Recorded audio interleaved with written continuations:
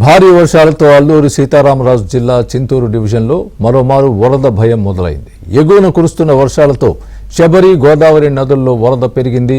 సోకులేరు, కుయిగూరులో రహదారులపైకి వరద చేరి అనేక గ్రామాలకు రాకపోకలు బంద్ అయ్యాయి. రైతులు వరి నాట్లు పూర్తి చేసి వాణిజ్య పంటలు వేసేందుకు సిద్ధమయ్యారు. ఇప్పుడు మరోమారు వరద పెరుగుతూ ఉండడంతో డివిజన్లోని రైతాంగం ఆందోళనకు గురవుతోంది.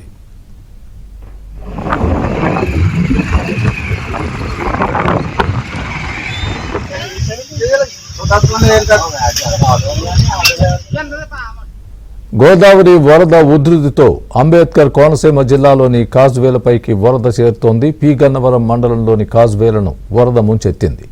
చాకలిపాలెం, కనకాయలంక కాజ్వే నీట మునిగింది. కోనసీమ, పశ్చిమ గోదావరి జిల్లాల మధ్య వాహనాల రాకపోకలు నిలిచిపోయాయి. స్థానికులు నాటు పడవలపై రాకపోకలు సాగిస్తున్నారు.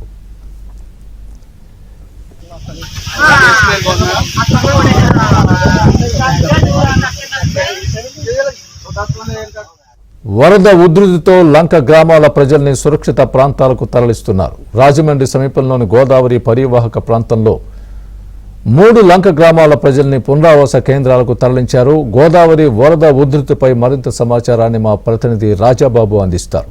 రాజాబాబు, ఎగువ ప్రాంతాల్లో కురుస్తున్న భారీ వర్షాల వల్ల గోదావరిలో వరద ప్రవాహం క్రమక్రమంగా కూడా పెరుగుతుంది.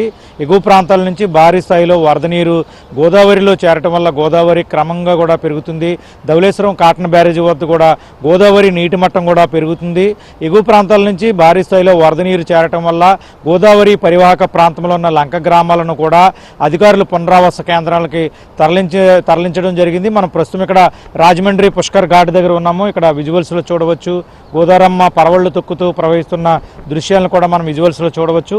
ఇక్కడ గోదావరి నది మధ్యలో, నదీ పరివాహక ప్రాంతంలో యావలాక్ వంతెనకి సమీపంలో నది మధ్యలో 3 లంక గ్రామాలు ఉంటాయి. కేదారి లంక, పాత బ్రిడ్జి లంక, వెదుళ్ళ లంక. ఈ 3 లంక గ్రామాలకు ప్రజలకు సంబంధించిన 228 మందిని అధికారులు పునరావాస కేంద్రాలు కూడా తరలించడం జరిగింది. ఇక్కడ పాత బ్రిడ్జి లంక గోదావరి నదీ ప్రవాహంలో చిక్కుకున్న దృశ్యాలను కూడా మనం విజువల్స్లో చూడవచ్చు. అంటే గోదావరి వరద ఉధృతి మరింత పెరిగే అవకాశం ఉంది అనే వాతావరణ శాఖ అధికారుల హెచ్చరికల నేపథ్యంలో అధికారులు ఇక్కడ గోదావరి పరివాహక ప్రాంతంలో ఉన్న 3 లంక గ్రామాల ప్రజలను కూడా సురక్షిత ప్రాంతాలకు, పునరావాస కేంద్రాలకు తరలించడం జరిగింది. 3 లంక గ్రామాలకు సంబంధించి పాత బ్రిడ్జి లంక, వెదుళ్ళమ్మ లంక, ఈ లంక గ్రామాలకు సంబంధించి ప్రజలను సురక్షిత ప్రాంతాలకు కూడా తరలించారు. మొత్తం 228 మంది ఇక్కడ పునరావాస కేంద్రాలకు తరలించడం జరిగింది. మనం విజువల్స్లో చూడవచ్చు లంక గ్రామాల ప్రజలను అక్కడ బోట్లో కూడా ఒక నాటు పడవపై సురక్షిత ప్రాంతానికి తరలిస్తున్న దృశ్యాలను కూడా మనం విజువల్స్లో చూడవచ్చు. రోడ్డు కమ్ రైలు వంతెనకు సమీపంలో ఇక్కడ వెదుళ్ళమ్మ పాత బ్రిడ్జి లంక నుంచి పునరావాస కేంద్రానికి తీసుకొస్తున్న దృశ్యాలను కూడా మనం విజువల్స్లో చూడవచ్చు. ప్రస్తుతం ఇక్కడ ఎగువ ప్రాంతాల నుంచి భారీ స్థాయిలో వరద నీరు చేరటం వల్ల రాజమండ్రి పుష్కర్ ఘాట్ దగ్గర గోదారమ్మ పరవళ్లు తొక్కుతూ ప్రవహిస్తున్న పరిస్థితి అయితే నెలకొంది.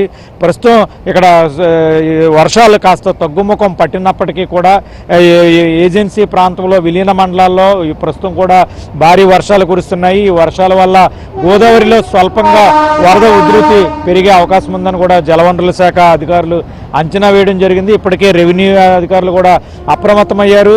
తూర్పుగోదావరి జిల్లాతో పాటు అంబేద్కర్ కోనసీమ జిల్లాలో ఏదైతే గోదావరి పరివాహక ప్రాంతంలో లంక గ్రామాల ప్రజలు ఉన్నారో వాళ్ళని అప్రమత్తం చేశారు.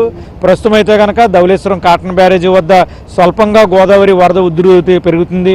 ముందస్తు జాగ్రత్తగా కూడా అధికారులు లంక గ్రామాల ప్రజలను కూడా పునరావాస కేంద్రాలకు తరలించారు. రాజమండ్రి అర్బన్ పరిధిలోనే సుమారుగా 3 లంక గ్రామాలకు ప్రజలకు సంబంధించిన వాళ్ళని కూడా పునరావాస కేంద్రాలకు తరలించారు. పునరావాస కేంద్రంలో వాళ్ళకి ప్రాథమిక చికిత్స అందించడంతో పాటు వాళ్ళకి ఎటువంటి ఇబ్బంది లేకుండా అధికార యంత్రాంగం కూడా స్పందించి వాళ్ళని పునరావాస కేంద్రాల్లో మెరుగైన సేవలు అందించడం జరుగుతుంది. రాజమండ్రి సురక్షిత ప్రాంతాలకు పటిష్టమైన భవనాలకు కూడా తరలించారు. ఏదైతే హాస్టల్ విద్యార్థులు ఉన్నారో కళాశాల విద్యార్థులని వాళ్ళని కూడా ఇక్కడ వేరే మంచి భవనాలకు, పటిష్టమైన భవనాలు కూడా హాస్టల్ విద్యార్థులను తరలించడం జరిగింది. ఇది గోదావరిలో స్వల్పంగా వరద ఉధృతి కొనసాగటం వల్ల లంక గ్రామాల ప్రజలను సురక్షిత ప్రాంతాలకు, పునరావాస కేంద్రాలకు తరలించిన పరిస్థితి. వీడియో జర్నలిస్ట్ సతీష్తో రాజుబాబు, ఏబిఎన్.